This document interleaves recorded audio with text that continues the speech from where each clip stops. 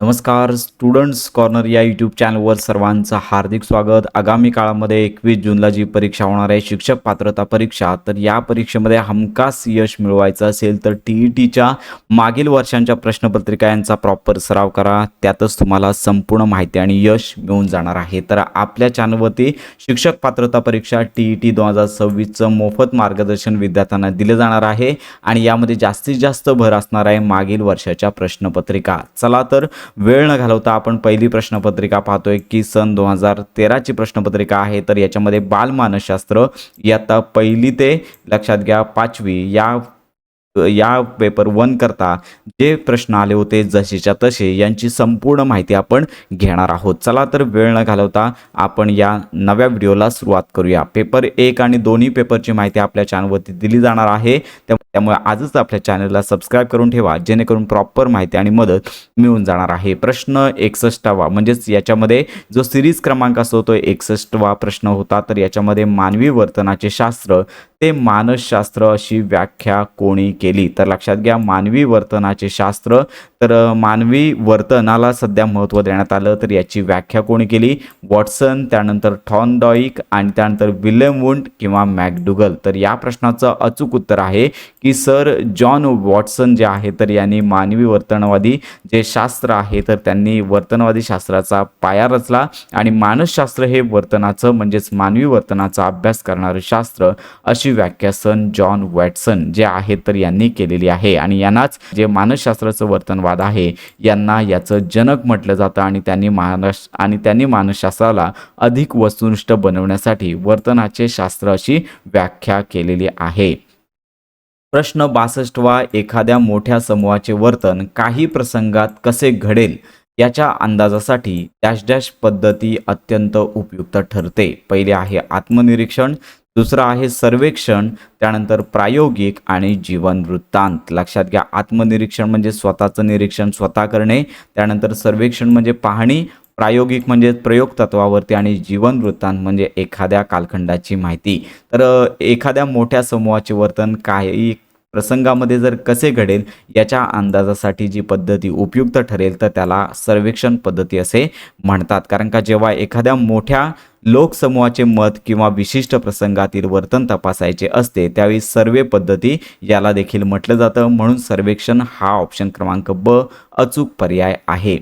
प्रश्न क्रमांक 63वा कातड्याचा निर्जीव पट्ट्याला म्हणजे कातड्याचा जो पट्टा आहे निर्जीव पट्टा आहे आणि अंधारामध्ये पाहिल्यानंतर तो साप समजून आपण घाबरतो. तर हे कशाचे उदाहरण आहे? तर याला समावेश म्हणतात का, मनाचा कल म्हणतात का, इंद्रिय भ्रम म्हणतात का किंवा चित्तभ्रम म्हणतात का? तर या प्रश्नाचं अचूक उत्तर आहे की कातड्याचा पट्टा जो निर्जीव असतो तर याला अंधारामध्ये जर आपण पाहिलं तर साप वाटतो तर याला इंद्रिय भ्रम असे म्हटलं जातं. कारण का लक्षात घ्या बाह्य उद्दीपक काय आहे की त्याला पट्टा असं म्हटलेलं आहे. बाह्य उद्दीपक जो पट्टा आहे तर लक्षात घ्या की या पट्ट्याला समोर असताना त्याचे चुकीचे ज्ञान जे होते म्हणजेच आपण चुकीचे ज्ञान म्हणजेच त्याला साप समजतो आणि याला इंद्रिय भ्रम होणे असं म्हणतात. प्रश्न 64वा सामाजिक निरीक्षणात्मक अध्ययन उपपत्ती यांनी मांडली. तर याच्या संदर्भात प्रॉपर व्हिडिओ दिला जाणार आहे की उपपत्त्या कोणी कशा मांडल्या त्या.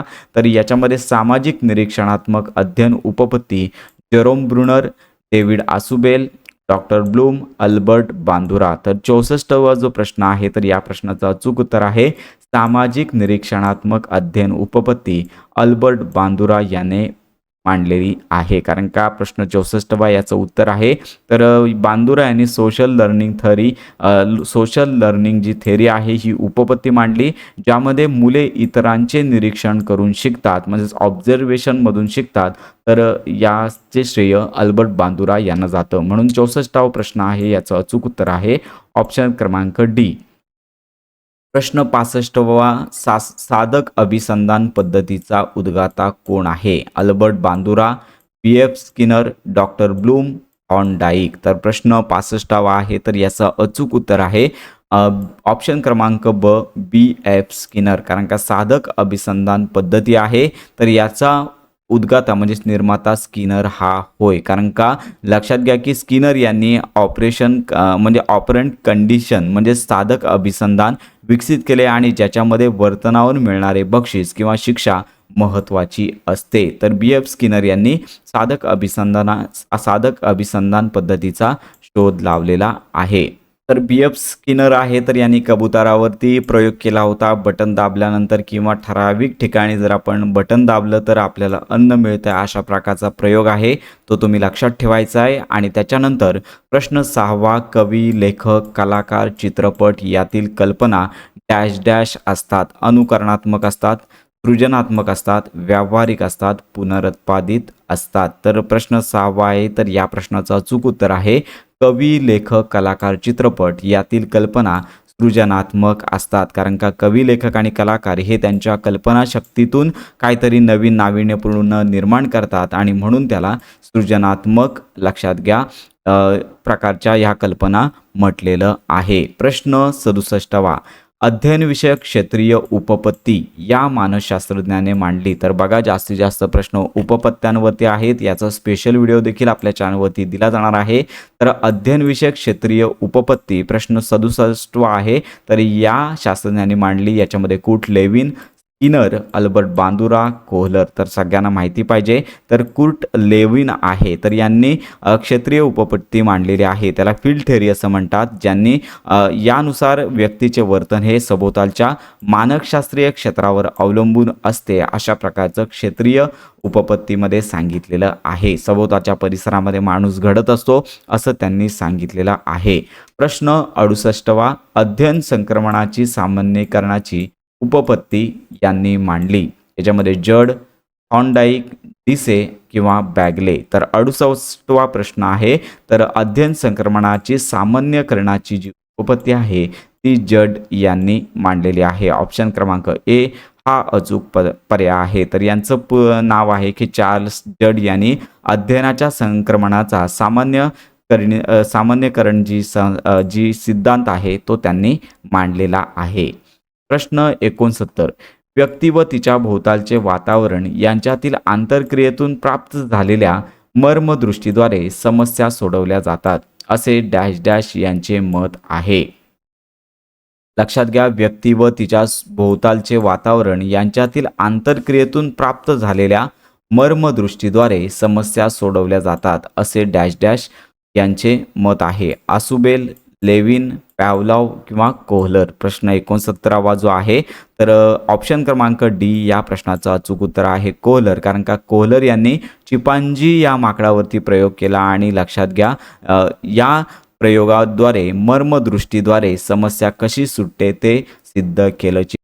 तर यामध्ये पाहू शकता की कोहलर याने चिपांजी माकडावरती प्रयोग केला आणि त्याच्यामध्ये लक्षात घ्या बॉक्स किंवा काठ्या ठेवल्या होत्या. काठ्या जोडून लक्षात घ्या त्या माकडाने केळी मिळवली, अन्न मिळवलं, अशा प्रकारचा तो प्रयोग होता. म्हणून या ऑप्शन लक्षात घ्या की सभोवतालचा जो काठ्या आहेत किंवा परिस्थितीचं निरीक्षण करून त्याच्या अंतर्गत उपाययोजना करणे हा याचा दृष्टिकोन आहे. म्हणून ऑप्शन क्रमांक डी हे अचूक उत्तर आहे.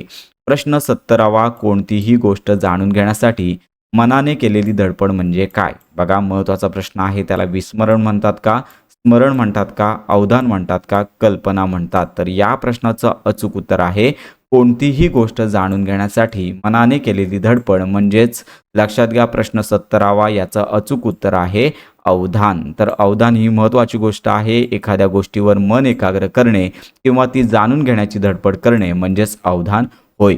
प्रश्न 71, प्रतिक्रियांमधील जोश किंवा आवेश वाढवणारी स्थिती म्हणजे प्रेरणा डॅश डॅश यांनी म्हटलेले आहे. प्रेरणेबद्दलचं हे स्टेटमेंट आहे, सगळ्यांना माहिती पाहिजे. तर यामध्ये जुश्री, कोंबज, त्यानंतर रिनक किंवा लिंडरले. तर या प्रश्नाचं अचूक उत्तर आहे ऑप्शन क्रमांक डी लिंडरले. कारण का लक्षात घ्या 71वा प्रश्न, प्रेरणेची ही व्याख्या लिंडरले या शास्त्रज्ञाने मांडलेली आहे. ऑप्शन क्रमांक ड अचूक पर्याय आहे. प्रश्न 72वा, सायकलवर तोल सांभाळता आला की स्कूटर किंवा मोटारसायकल शिकण्यास त्याचा उपयोग होतो. हे या संक्रमणाचे उदाहरण आहे. तर सगळ्यांना माहिती आहे संक्रमण शून्य, धन, ऋण, तर हे सगळ्यांना माहिती पाहिजे. तर प्रश्न 72वा याचं अचूक उत्तर धन आहे का, ऋण संक्रमण आहे का किंवा शून्य संक्रमण आहे का? तर या प्रश्नाचं अचूक उत्तर आहे ऑप्शन क्रमांक अ, धन संक्रमण. म्हणजे एखाद्या ठिकाणी शिकलेल्या ज्ञानाचा दुसऱ्या ठिकाणी वापर करणे. म्हणजेच काय की सायकल शिकलो, तोल सावरता आला आणि त्याचा वापर स्कूटर किंवा मोटारसायकल शिकण्यासाठी झाला, तर याला धन संक्रमण असे म्हणतात. प्रश्न 74वा, विकास अवस्थेतील वयोगट 6 ते 12 वर्ष या कालावधीला काय म्हणतात? सगळ्यांना माहिती पाहिजे. तर यामध्ये शैशवावस्था, किशोरावस्था, त्यानंतर कुमारावस्था, पौंडावस्था. तर यामध्ये 6 ते 12 वर्ष जो वयोगट आहे तो महत्त्वाचा असतो. म्हणून या प्रश्नाचं अचूक उत्तर आहे ऑप्शन क्रमांक ब, किशोरावस्था. किशोरावस्था 6 ते 12 वर्ष वयोगट असते. शैशवावस्था ही किशोरावस्थेच्या पूर्वी, त्यानंतर कुमारावस्था किशोरावस्था नंतर आणि त्याच्यानंतर पौगंडावस्था अशा प्रकारच्या अवस्था आहेत. त्यामुळे या प्रश्नाचं अचूक उत्तर आहे ऑप्शन क्रमांक ब. प्रश्न 74, स्मृती म्हणजे नवा अनुभव असे डॅश डॅश यांनी म्हटलेले आहे. याच्यामध्ये स्टाउट, रॉस, एबिंगहॉस किंवा मन. प्रश्न 74 याचा अचूक उत्तर आहे ऑप्शन क्रमांक बी, रॉस या शास्त्रज्ञाने. लक्षात घ्या, रॉसच्या मते स्मृती म्हणजे पूर्वी घेतलेल्या अनुभवांचे पुनरुज्जीवन असे यातनी सांगितलेलं आहे. प्रश्न 75वा, चित्रकार चित्र रेखाटण्यात इतका रंगून जातो की त्याला स्थळ काळाचे भान राहत नाही. हे डॅश डॅश अवधानाचे उदाहरण आहे. अभ्यस्त, ऐच्छिक, अनैच्छिक वरीलपैकी कोणतेही नाही. प्रश्न 75वा आहे. तर या प्रश्नाचं अचूक उत्तर आहे अभ्यस्त. कारण का जेव्हा एखादी गोष्ट सरावाने किंवा आवडीने केली जाते तर त्याच्यामध्ये तंद्री लागण्याची शक्यता असते. त्यामुळे अशा प्रकारच्या अवधानाला म्हणजे चित्रकार चित्र रेखाटता रंगून जातो त्याच्यामध्ये की त्याला स्थळ काळाचे भान राहत नाही आहे. म्हणजेच लक्षात घ्या की एखादी गोष्ट ती सरावाने आवडीमध्ये रूपांतर झाली आणि त्याच्यामध्ये तो मग्न झाला, म्हणून अभ्यस्त अवधानाचे उदाहरण असं म्हटलं जातं. ऐच्छिक म्हणजे इच्छा असेल तर, अनैच्छिक म्हणजेच इच्छेशिवाय. तर पण लक्षात घ्या की अभ्यासातून शिकला आणि त्याच्यानंतर आवड निर्माण झाली, म्हणून अभ्यस्त हा अचूक पर्याय आहे. प्रश्न 76वा, बाह्य उद्दीपकासंदर्भात मज्जातंतूमार्फत मेंदूकडे पोचवल्या जाणाऱ्या प्राथमिक स्वरूपाच्या मानसिक क्रियेला काय म्हणतात? अवबोध, प्रतिमा, संवेदना किंवा कल्पना. तर या प्रश्नाचं अचूक उत्तर आहे संवेदना. कारण का बाह्य उद्दीपक किंवा बाह्य एखाद्या गोष्टीची जाणीव मेंदूला होते, तर या प्राथमिक क्रियेला काय म्हणतात? संवेदना असे म्हटलं जातं. प्रश्न 77वा, बुद्धिमत्ता म्हणजे बदलत्या परिस्थितीत नव्या गरजा भागवण्यासाठी वेगवेगळ्या प्रकारे विचार करण्याची शक्ती असे डॅश डॅश यांनी म्हटले आहे. याच्यामध्ये स्टर्न, मॅकडुगल, गेट्स, विल्यम जेम्स. तर 77वा प्रश्नाचं अचूक उत्तर आहे ऑप्शन क्रमांक अ. याच्यामध्ये स्टर्न आहेत. कारण का विल्यम स्टर्न यांनी बुद्धिमत्तेची ही व्याख्या केलेली आहे, ज्यात अनुकूलन साधण्याच्या क्षमतेवरती भर दिलेला आहे. म्हणून ऑप्शन क्रमांक ए स्टर्न अचूक पर्याय आहे. 78वा प्रश्न, आकलन, शोध, दिशा व टीका हे बुद्धीचे 4 पैलू आहेत असे यांनी मांडले. महत्त्वाचा प्रश्न आहे. तर यामध्ये विल्यम स्टर्न, टर्मन, थॉर्नडाईक किंवा अल्फ्रेड बिने. तर या प्रश्नाचं अचूक उत्तर आहे ऑप्शन क्रमांक ड, अल्फ्रेड बिने याने आकलन, शोध, दिशा व टीका हे बुद्धीचे 4 पैलू मांडलेले आहेत. प्रश्न 79वा, शैक्षणिक बुद्धिमत्तेला भावनिक बुद्धिमत्तेचे सहाय्य असले पाहिजे असा विचार डॅश डॅश यांनी मांडला. पियरमन, थर्स्टन, गिलफोर्ड किंवा डॅनियल गोलमन. तर 79वा प्रश्न आहे. तर शैक्षणिक बुद्धिमत्तेला भावनिक बुद्धिमत्तेचे सहाय्य असले पाहिजे असा विचार डॅनियल गोलमन याने मांडलेला आहे. गोलमन जे आहे तर यांनी मांडलेला आहे. कारण का भावनिक बुद्धिमत्तेचा विचार आणि प्रचार डॅनियल गोलमन यांनी जागतिक स्तरावर केला असल्यामुळे तर हा विचाराचं श्रेय डॅनियल गोलमन यांना जातं. प्रश्न 80वा, साध्य गाठण्यास प्रवृत्त करणाऱ्या, विशिष्ट दिशेने वाटचाल करावयास लावणाऱ्या आणि वर्तनासाठी उत्साह टिकवून ठेवणाऱ्या शक्तीचे मिश्रण. बघा, साध्य गाठण्यामध्ये प्रवृत्त करणे, विशिष्ट दिशेने वाटचाल करायला लावणाऱ्या, वर्तनासाठी उत्साह टिकून धरणाऱ्या शक्तीचे मिश्रण म्हणजे भावना, धारणा, प्रेरणा किंवा बुद्धिमत्ता. तर या प्रश्नाचं अचूक उत्तर आहे प्रेरणा. कारण का लक्षात घ्या की प्रेरणा अशी आहे की मोटिवेशनल त्याला असं मोटिवेशन देखील म्हटलं जातं. तर ही अशी शक्ती आहे ती ज्या व्यक्तीला ध्येयाकडे प्रवृत्त करते आणि उत्साह टिकवते. ध्येय मिळण्यासाठी प्रेरणा असणे महत्त्वाची बाब आहे. 81वा प्रश्न, अध्यापन हे अध्ययनगामी होण्यासाठी काय आवश्यक आहे? प्रवर्तन, बक्षीस, शिक्षा किंवा साहित्य. तर 81वा प्रश्न आहे. तर या प्रश्नाचं अचूक उत्तर आहे ऑप्शन क्रमांक अ. कारण का विद्यार्थ्यांना शिकवण्यासाठी किंवा शिकण्यासाठी तयार करणे किंवा त्यांना विषयाकडे वळवणे याला काय म्हणतात? प्रवर्तन असे म्हणतात. आणि अध्यापन हे अध्ययनगामी होण्यासाठी प्रवर्तन गरजेचं आहे. बक्षीस, साहित्य, शिक्षा ह्या देखील महत्त्वाच्या गोष्टी आहेत, पण याच्यामध्ये प्रवर्तन देखील अतिशय महत्त्वाचा ऑप्शन आहे. म्हणून ऑप्शन क्रमांक ए अचूक पर्याय आहे. 82वा प्रश्न, इसवी सन 1921 साली दक्षिण मूर्ती येथे बालमंदिर नावाची शिशुशाळा यांनी सुरू केली.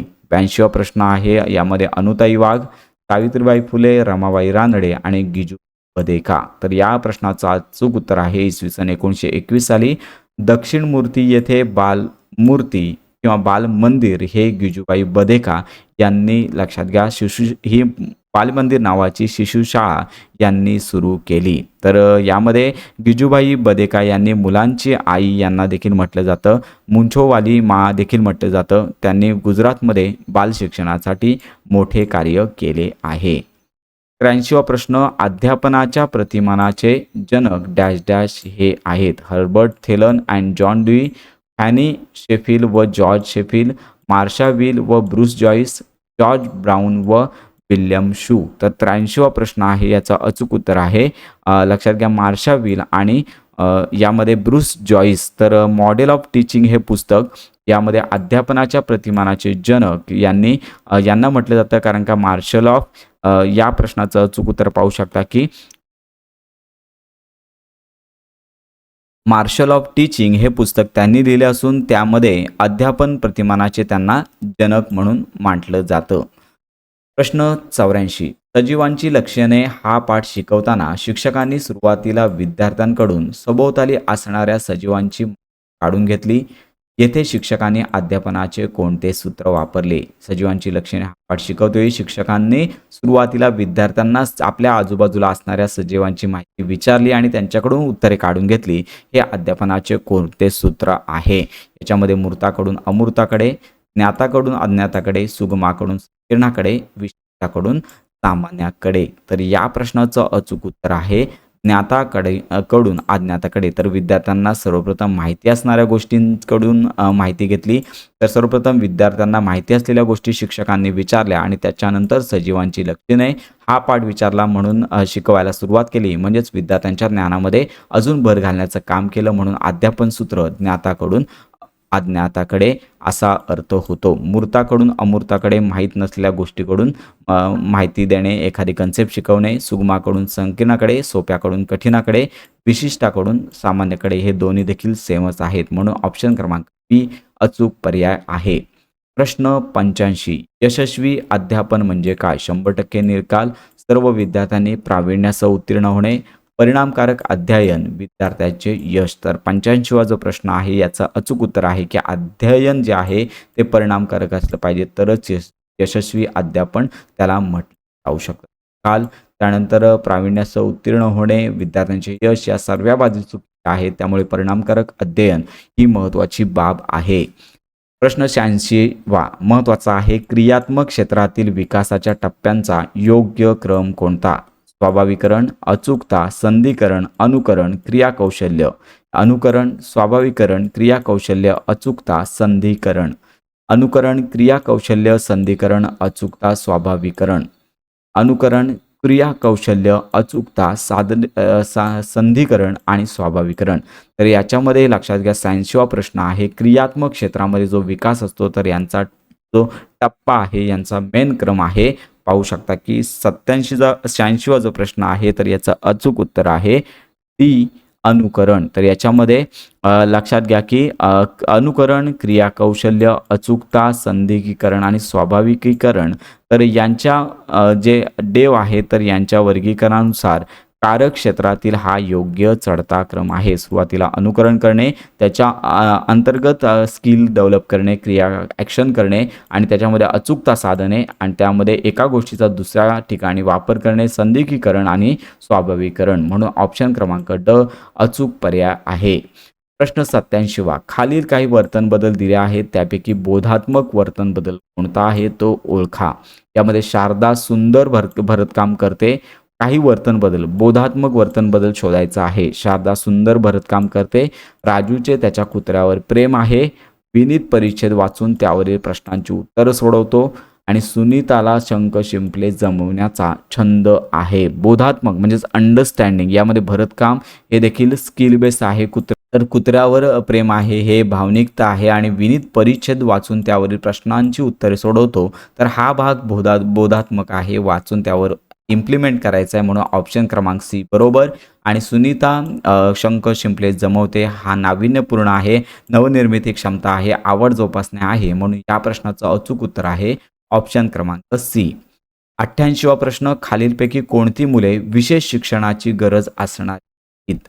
बौद्धिकदृष्ट्या मागासलेली म्हणजेच विकलांग वगैरे असेल किंवा यांना यामध्ये सांगू शकतो उच्च दर्जाची बुद्धिमत्ता. तर याच्यामध्ये उच्च म्हणजे जास्तीत जास्त चांगली बुद्धिमत्ता असणे हे देखील याच्यामध्ये नाही. त्यानंतर अध्ययन अक्षमता असलेली मुले आणि अध्ययन क्षमता असलेली, त्याचबरोबर लक्षात घ्या विशेष शिक्षणाची गरज कोणाला असते, जे आर्थिकदृष्ट्या जे फिजिकली डिझेबल असतात किंवा जे मतिमंद असतील किंवा दिव्यांग असतील तर यांना विशेष गरजा असणारी मुलं म्हणतात. मग यामध्ये विद्यार्थी बौद्धिकदृष्ट्या मागासलेली असतात, यांना लक्षात घ्या गरज आहे. म्हणून हा चुकीचा पर्याय आहे. उच्च दर्जाची बुद्धिमत्ता असलेली, विशेष गरज उच्च दर्जाची बुद्धिमत्ता असेल यांना सुद्धा गरज असते. अध्ययन क्षमता अक्षमता असलेल्या मुलांना सुद्धा विशेष शिक्षणाची गरज असते. त्यानंतर अध्ययन क्षमता असलेल्या मुलांना, याच्यामध्ये ऑप्शन क्रमांक ड अचूक पर्याय आहे. जर अध्ययन क्षमता प्रॉपरली असेल, शिकवलेलं समजत असेल, इम्प्लिमेंट करत असेल तर अध्ययन क्षमता असलेली मुले हा अचूक पर्याय आहे. त्याच्यानंतर 89वा प्रश्न अध्ययनात क्रियाशीलता जी आहे ती कोणत्या स्वरूपाची असते. बौद्धिक व भावनिक, शारीरिक व मानसिक, फक्त बौद्धिक आणि फक्त सामाजिक. 89वा प्रश्न आहे. तर या प्रश्नाचं अचूक उत्तर आहे ऑप्शन क्रमांक ब. कारण का अध्ययनामध्ये जर क्रियाशीलता हवी असेल किंवा क्रियेतून जर शिक्षण घ्यायचं असेल तर शारीरिक व मानसिक दोन्ही प्रकारच्या स्वरूपाची ही असली पाहिजे. कारण का अध्ययनात विद्यार्थ्याला शारीरिकदृष्ट्या कृतिशील व मानसिकदृष्ट्या विचार प्रक्रिया या दोन्ही प्रकारे सक्रिय असावे लागते. आणि प्रश्न शेवटचा जो आहे तो 30वा आहे की अध्यापनाचे शास्त्र म्हणजे पद्धती व प्रतिमान, तत्वे व नियम, अध्यापन सूत्रे वरीलपैकी सर्व. प्रश्न क्रमांक 90 आहे.